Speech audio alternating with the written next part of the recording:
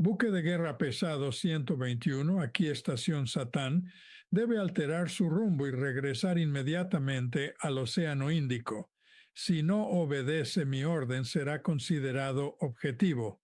Cambio. Aquí buque de guerra de la coalición 121. Nos encontramos en tránsito en conformidad con el derecho internacional. No atendemos sus advertencias. Buque de la Marina de EE-U, transitando en las proximidades del puerto J y el mar. Aquí la Marina. Última advertencia, última advertencia, última advertencia. Atención a todas las embarcaciones. Atención a todas las embarcaciones en el mar de Omán. Aquí la Marina del Sepah iraní. Si ven cualquier buque de guerra en su cercanía, mantengan una distancia de más de 10 millas, porque estamos listos para abrir fuego sin previo aviso. Hay un patrón que cualquiera que esté prestando seria atención a este conflicto probablemente ya ha notado. Los peores acontecimientos parecen ocurrir siempre en fines de semana. El bombardeo del complejo del líder supremo, el ataque a la escuela que mató a 175 niños, las escaladas más intensas de toda la campaña, el alto el fuego que se rompió antes de que la mayoría terminara de leer el anuncio. Todo ello de forma consistente entre la noche del viernes y la mañana del domingo, cuando las redacciones operan con personal mínimo, cuando es más difícil contactar a las oficinas políticas para obtener comentarios, cuando la atención del público está en otra parte y cuando las incisiones pueden presentarse como hechos consumados el lunes por la mañana. Este fin de semana no fue la excepción. Comencemos con lo que ocurrió en las negociaciones, o más precisamente con lo que no ocurrió. Y luego pasemos a los acontecimientos que pueden importar más para la trayectoria de este conflicto. Suscríbete a From Report ahora mismo si aún no lo has hecho. Vamos a cubrir múltiples desarrollos simultáneos que la cobertura tradicional está ignorando por completo o subestimando gravemente. Pulsa el botón de suscripción y revisemos todo esto. Las conversaciones entre Estados Unidos e Irán se rompieron en Pakistán. No se alcanzó ningún acuerdo. Trump publicó en Truth Social que la reunión fue bien y que la mayoría de los puntos se acordaron, excepto el único que realmente importaba, que era la cuestión nuclear. Presentar esto como una reunión productiva donde solo quedaba un detalle menor sin resolver es el equivalente diplomático de decir que una cirugía salió perfectamente, excepto porque el paciente no sobrevivió. La dimensión nuclear no es un asunto secundario, es la justificación declarada de toda la campaña militar. Si ese punto no puede acordarse, no hay marco, no hay acuerdo. Hay un comunicado de prensa que pretende que casi hubo un acuerdo emitido por una parte, que necesita que su audiencia interna crea que se está logrando progreso.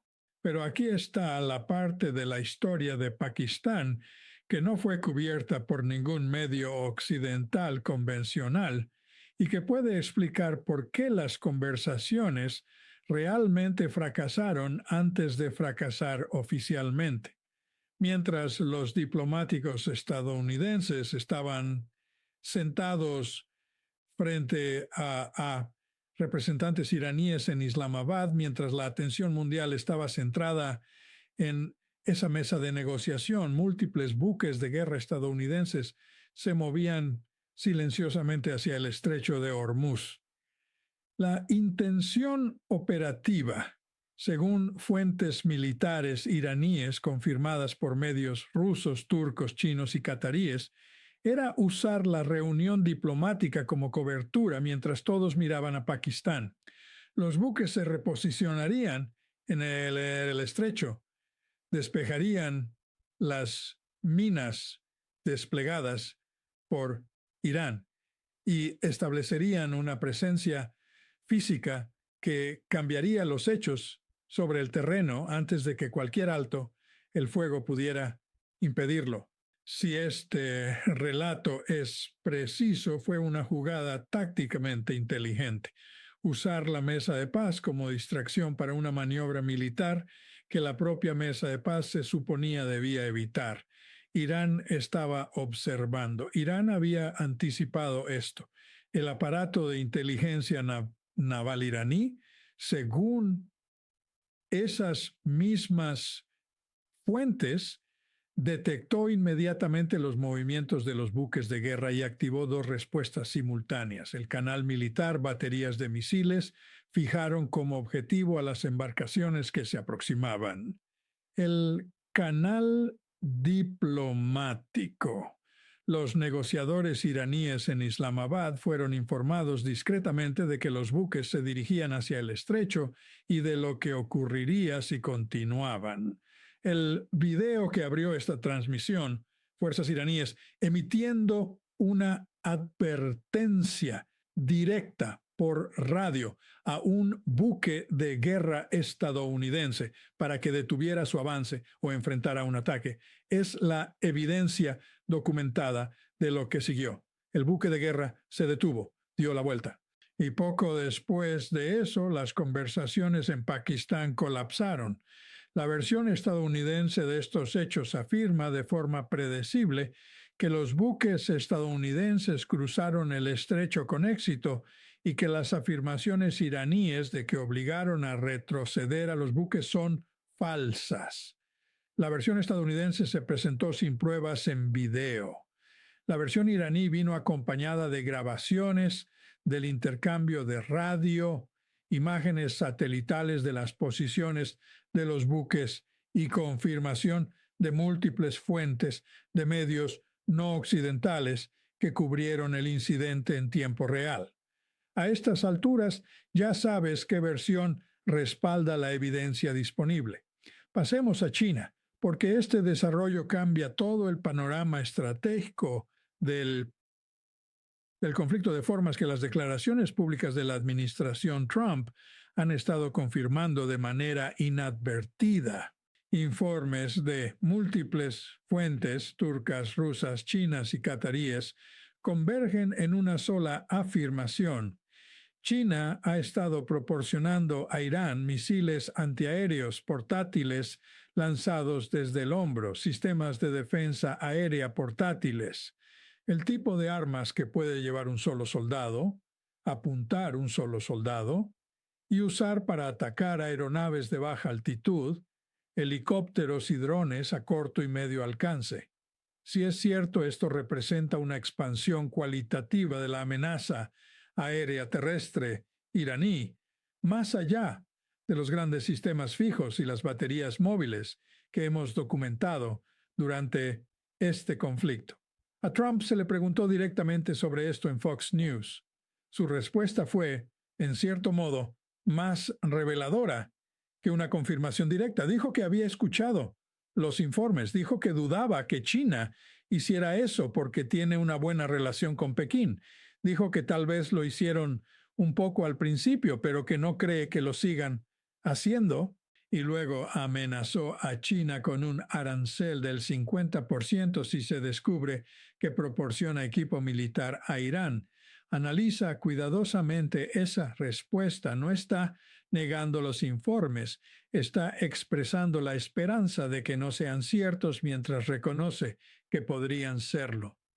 La formulación, tal vez lo hicieron un poco al principio, es el tipo de matiz que utiliza alguien cuando sabe que algo probablemente es cierto, pero no quiere afirmarlo de manera definitiva ante la Cámara. Y amenazar con un arancel del 50% como consecuencia de que China proporcione armas a un adversario que actualmente está destruyendo activos militares estadounidenses no es la respuesta de alguien que crea que China teme esa amenaza. Necesitamos hablar de por qué la amenaza arancelaria en particular revela el estado real de la relación de poder entre Washington y Pekín en este conflicto, porque es ilustrativo de maneras que van mucho más allá de esta situación específica. La última vez que Trump amenazó a China con aranceles extremos de hasta el 140%, China no negoció, China no retrocedió. Identificó el punto de presión más efectivo en la cadena de suministro tecnológica estadounidense y lo aplicó con precisión. Restringió la exportación de imanes de tierras raras. No todos los elementos de tierras raras, solo los imanes. Esa sola restricción fue suficiente para generar una alarma real en Washington, porque los imanes están integrados en prácticamente cada pieza de tecnología avanzada que Estados Unidos produce o utiliza: satélites, misiles, motores eléctricos, equipos médicos, electrónica de consumo, hardware militar. La imprenta de billetes de dólar funciona con un motor que usa imanes. Los sistemas de guiado de precisión en los misiles estadounidenses utilizan componentes de tierras raras. La base industrial para producir fuentes alternativas de estos materiales no existe en Estados Unidos y no puede construirse en menos de años de inversión concentrada. Trump lo reconoció públicamente. Dijo ante las cámaras que China tiene un monopolio global sobre los imanes de tierras raras y que sin el suministro chino Estados Unidos volvería a la edad de piedra tecnológicamente. No es una exageración, es la descripción de una dependencia estructural real que ninguna amenaza arancelaria puede resolver. No puedes salir de una situación así mediante aranceles cuando no tienes la capacidad de producción interna para reemplazar lo que estás amenazando con dejar de importar. Así que cuando Trump amenaza a un arancel del 50% por proporcionar misiles a Irán, mientras al mismo tiempo reconoce que tiene una buena relación con Pekín y espera que en realidad no lo estén haciendo, el mensaje que llega a Pekín no es de miedo. Es el mismo mensaje que llegó la última vez. Sabemos que tienen ventajas, sabemos que ustedes saben que lo sabemos, y vamos a hacer una postura pública mientras buscamos una manera de gestionar esto sin una confrontación directa. No podemos permitirnos otra cosa. La entrada de China en este conflicto, incluso al nivel de proporcionar sistemas de defensa aérea portátiles, lo cual es una intervención relativamente modesta comparada con lo que China podría hacer teóricamente, cambia el entorno de amenaza de maneras que van más allá de las armas específicas proporcionadas. Señala que el cálculo de costos para las operaciones militares estadounidenses en la región seguirá aumentando, que el aislamiento de Irán, que se suponía lograrían las sanciones, no se ha conseguido y que el actor económico y militar más influyente del mundo está dispuesto a inclinar la balanza de formas que Estados Unidos no puede contrarrestar fácilmente. Ahora pasemos a Turquía, porque la declaración que surgió de Ankara durante el fin de semana fue notable por su franqueza y sus implicaciones. Funcionarios turcos declararon que es deber moral de Turquía responder militarmente a lo que Israel está haciendo. No que Turquía condene las operaciones, no que pida moderación, sino que tiene una obligación moral de responder con fuerza. Turquía es miembro de la OTAN. Turquía tiene el segundo ejército más grande de la alianza. Turquía limita con el teatro de operaciones.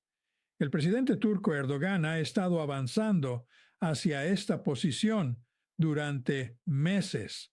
La trayectoria de sus declaraciones ha sido consistentemente escalatoria, reflejando tanto una indignación moral genuina por lo que ocurre en Gaza y Líbano, como una oportunidad geopolítica calculada para restablecer la influencia turca en un orden de Oriente Medio que está siendo remodelado por este conflicto. Una intervención militar turca contra Israel no sería simbólica. Cazas F-16 turcos, buques navales turcos, fuerzas terrestres turcas no son comparables a las milicias y redes proxy que Israel ha podido manejar con su postura militar actual.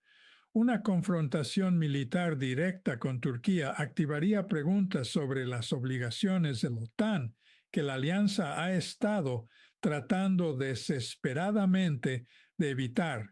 Si Turquía ataca a Israel y éste invoca su relación de seguridad con Estados Unidos, y Estados Unidos ya está en guerra con Irán, y China está suministrando defensas aéreas a Irán, y Rusia está proporcionando inteligencia de objetivos, y Corea del Norte observa desde los márgenes con sus propios cálculos, la geometría resultante ya no es un conflicto regional. La Corte Penal Internacional emitió una orden de arresto contra Netanyahu. Esto no es simbólico. Las órdenes de arresto de la CPI son legalmente vinculantes para los 124 estados miembros del tribunal. Cualquiera de esos estados a los que Netanyahu viaje está ahora legalmente obligado a arrestarlo y transferirlo a La Haya para su procesamiento. La aplicación práctica de esa obligación depende de la voluntad política de gobiernos específicos y varios ya han indicado que no cumplirían. Pero la orden existe. Es legalmente válida. Y significa que un primer ministro israelí en funciones no puede viajar libremente por la mayor parte del mundo sin arriesgarse a ser arrestado. Las implicaciones políticas y diplomáticas de esa limitación para la gestión de alianzas de Israel, para la legitimidad interna del gobierno y para los incentivos personales de quienes toman decisiones militares son significativas y se acumularán con el tiempo. Irlanda reconoció el Estado palestino y Jerusalén como su capital. Italia condenó las acciones militares israelíes y anunció que apoyaría medidas de sanción en la Asamblea General de la ONU. Alemania, España, Francia, el conjunto de estados europeos que constituían la columna vertebral nominal de la coalición occidental que debía proporcionar cobertura moral para este conflicto, no están proporcionando esa cobertura, se están moviendo activamente en la dirección opuesta. El único país del mundo occidental que está proporcionando apoyo político incondicional para la continuación de esta campaña es Estados Unidos. Y dentro de Estados Unidos, ese apoyo se está dividiendo en líneas políticas de maneras que ya se reflejan en los datos de encuestas. Las elecciones de medio mandato no son una abstracción lejana, son una limitación real sobre cuánto tiempo y con qué intensidad puede sostenerse esta campaña a nivel interno. Hay una dimensión más de los acontecimientos de este fin de semana que merece atención explícita y conecta con algo que señalamos en una transmisión anterior y que ahora ha recibido una confirmación involuntaria del propio Trump. Los países asiáticos buscan desesperadamente proveedores alternativos de petróleo porque el cierre de Hormuz ha cortado sus principales rutas de suministro energético. Están recurriendo a América, a la producción del Golfo estadounidense, al crudo venezolano y al petróleo mexicano. La brecha de suministro es real y la demanda para cubrirla es urgente. Se informa que cientos de superpetroleros se dirigen a las aguas del Golfo estadounidense específicamente porque necesitan comprar petróleo en algún lugar y las rutas de Oriente Medio están efectivamente cerradas para ellos. México estaba bien posicionado para beneficiarse de esta demanda. México produce petróleo crudo. México tiene capacidad de refinación. Su posición geográfica lo hace accesible a las rutas marítimas asiáticas que están siendo desviadas de Hormuz. En un mercado normal, esta situación representaría una oportunidad comercial extraordinaria para la producción energética mexicana. En el último mes han ocurrido 2 incendios en el complejo de refinería de Dos Bocas en Tabasco. Se ha reportado un derrame de petróleo en otra ubicación y una importante refinería estadounidense que procesaba aproximadamente el 80% de su crudo a partir de fuentes mexicanas también sufrió un incidente. El resultado de esta secuencia de eventos, cualquiera que sea su causa individual, es que la capacidad de México para servir como proveedor alternativo de petróleo para los mercados asiáticos se ha visto significativamente comprometida precisamente en el momento en que esa capacidad tenía su mayor valor comercial global. No estamos haciendo acusaciones, estamos presentando la coincidencia para consideración de cualquiera que haya estado atento a cómo las interrupciones de infraestructura energética global se han alineado con intereses comerciales a lo largo de este conflicto.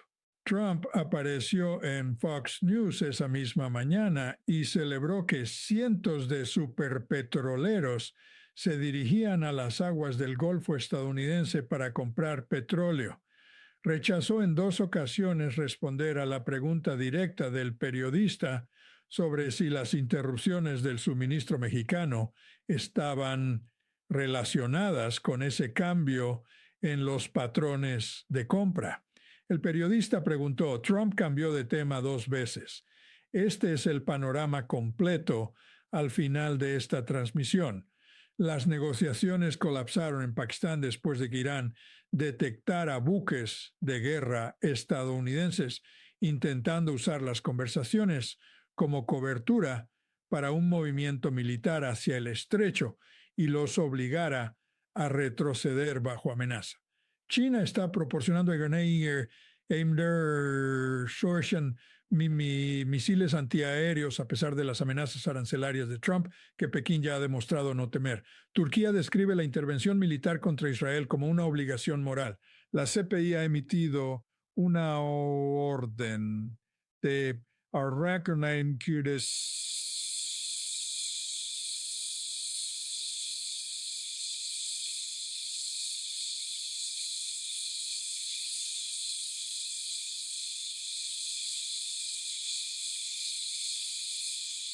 Irlanda e Italia avanzan hacia posiciones formales contra la conducta militar israelí. Todos los aliados europeos de la OTAN han retirado efectivamente su cooperación militar activa con la campaña estadounidense. Y la producción petrolera del Golfo estadounidense es ahora repentinamente la única fuente de energía viable para una parte significativa de la demanda global, en un momento en que su principal fuente alternativa en América ha sufrido una concentración inusual de incidentes de infraestructura.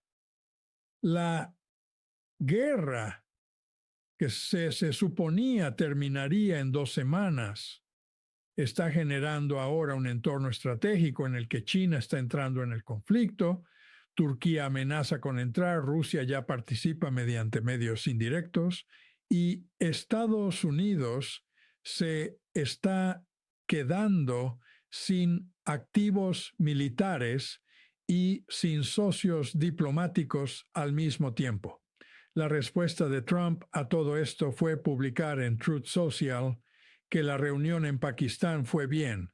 La guerra de la información que hemos argumentado durante todo este conflicto, que era la primera guerra que debía ganarse, se perdió hace mucho tiempo.